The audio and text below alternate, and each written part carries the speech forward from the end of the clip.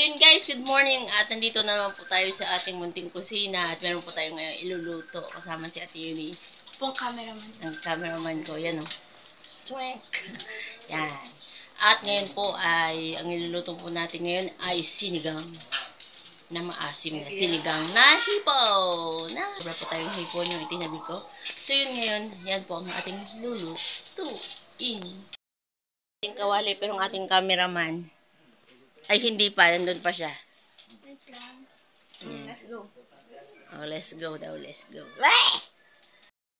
Ayun guys, at good morning po muli at nandito na po ang ating kawali. Magluluto po tayo ng hipon na sinigang. So, nandito po ang ating mantika. Ayan. Ayan.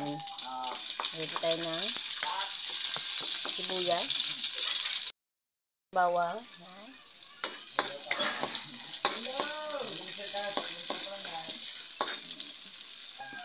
Tapos, lagay natin ang ating kamatis.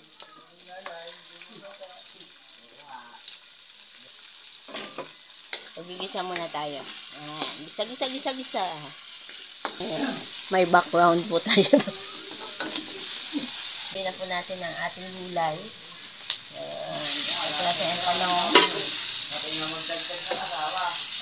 Ayan. Dadagdag tayo ng gulay. Dadagdag ng asawa.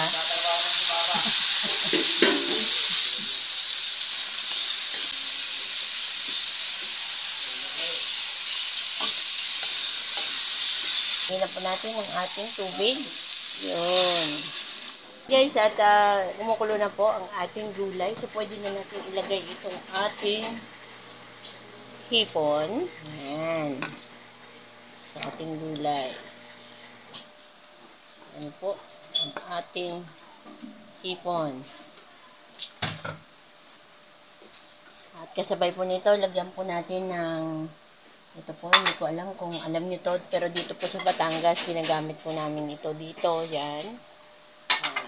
Ito po ay tuyong kalamyas. Yan. Guys, at yan, nakulo na po. Wala po tayong nabiling kangkong dahil nakalimutan.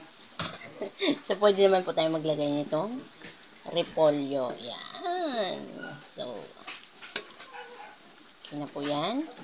So, malalaki po talaga ang ginawa kong hiwa ng repolyo. So, ano lang po yan. Siguro mga 1/4 lang yan. Ang repolyo na yan. So, pag lumambot na po yan, yan. Luto na po yan ang ating sinigang na hipon sa tuyong kalamyas. Tapos, kung gusto nyo po lagyan ng konting seasoning, yan, para po may lasa. Minsan po hindi ako naglalagay kasi okay na ang lasa niya. Po natin ng sili. Salang.